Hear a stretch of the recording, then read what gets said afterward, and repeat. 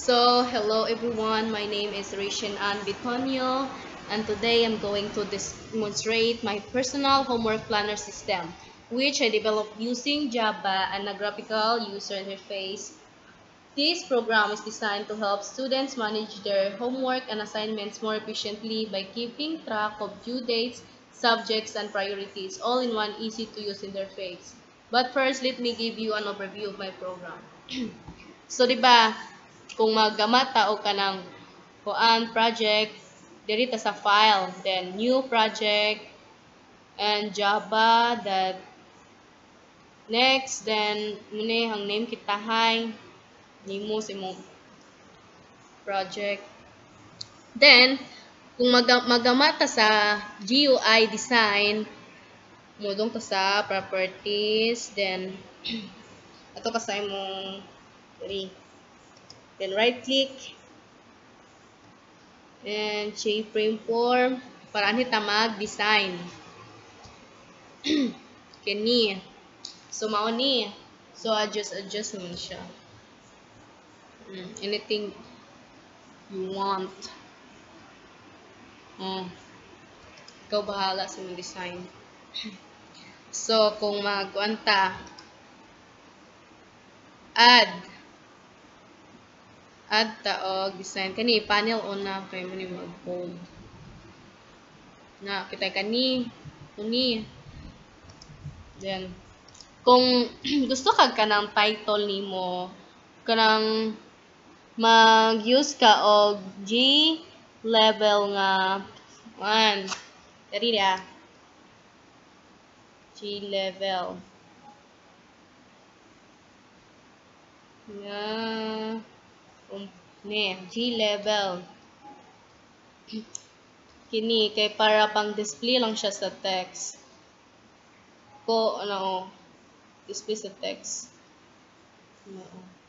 then kung gusto kag imong i-edit ang fonts, right click properties, and don't forget nga kanang usbon ay kung ano change ang variable name kay para di mag-cause of error.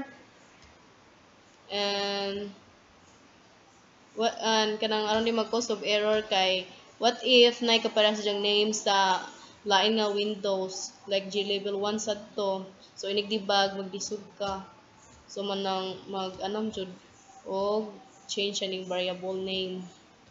So kani diri ka mag-change og kuan inside color imong background, so ani fonts na diri ang mga font style, sizes, and font diri natanan diri.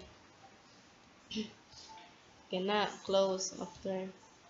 So same rasad sa kuan panel, right click lang sad properties, then kini magkuan subsad kay daghan og panel baya. So ako kay G panel 1 kay kaisa pa man nga panel nako. So another Windows, I will name it G panel 2 para dali na ho nag-debug. So kini sa background mo pud ni parehara color nimo sa background mo design anak ka. So I have my sample here. There wait. So here main the welcome window.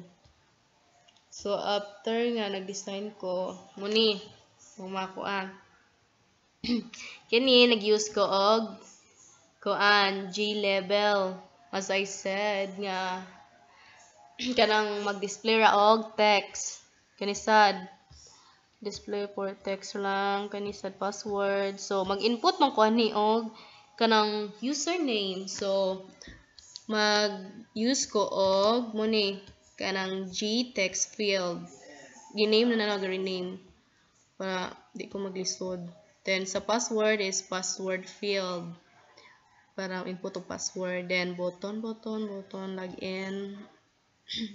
So kani if the user human siya kanang login bitaw, so dadon ako siya dire sa menu para mamili siya asa siya gusto, asa niya gusto mudong.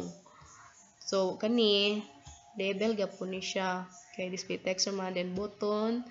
Oh. So na kintahay tuplo ko na ho si planner. So magbutang kog functionality ani. Kung magbutang functionality sa anhi para mudong sa lang window bitaw, double click, then dadon ka sa iyang dara code. Ani ka magbutang og code para ma-connect siya sa next nimo nga Windows. Kani diri ka magbutang code. Double click lang kung asa nimo gusto nga naay mo perform og action. So sunod sa planner. So nanakintahay ni kuan kanang functionality. So anhi mudong ni siya anhi sa homework table planner. Ani kung magmanual or ani mo magmanual og butang sa inyong subject and para sa deadline, then status done or not done. Manual. So kani label gihapon siya kay for display text lang. Kani J kuan table, then delete selected kung tayo na upan ni function kanang sa kuan ra kanang na select ra nimo may delete niya, then clear all kung gusto kag mo kuan tanan, ma-delete tanan, then back kung mahuman ka, ma-save lang na siya automatic, then back to menu, then reminders. So kung ang user gusto mo dong sa reminders, mura gyapon magbutang gyapon ka, double click and magbutang ka diri og kuan code para si reminders makuan ni ma-connect ani nga kini mo abot mo kanang mo kan sa next nga Windows kani mo di ba diri ni-click na sa reminders, magbutang kog code diri and para maka-access ko diri nga code para mo ang user madala na ko diri. So magbutang kog code dito.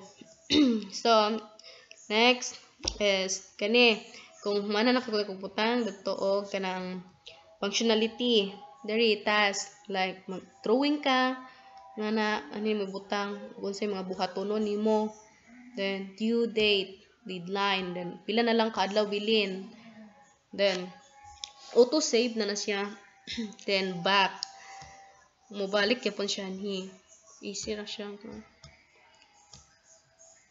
then back, then help kung si user dili wa siya ka kung ano unsa ni siya kanang wa bitaw siya kabalo o kanang uban nga mga button diri unsa ni siya padong, so gagama ko ni og another Windows for help. So ani na ibutang akong mga steps or mga about dani nga apps, about dani nga system. So yun then kung kuan lang ni siya akong gibut kuan ni siya akong for display text lang sa text area, for display text sad pwede sa si text area for display text, then kini mo ni label gihapon, then button okay, then human sa okay si user is mobalik sa ani main menu, then naman sa main menu ano to mobalik siya sa window, welcome windows mo kung siya balik sign up. But kung ang user nasad ka ng sign up, so sign up dani magbutang sad ko ani kanang code sa for sign up para si sign up nga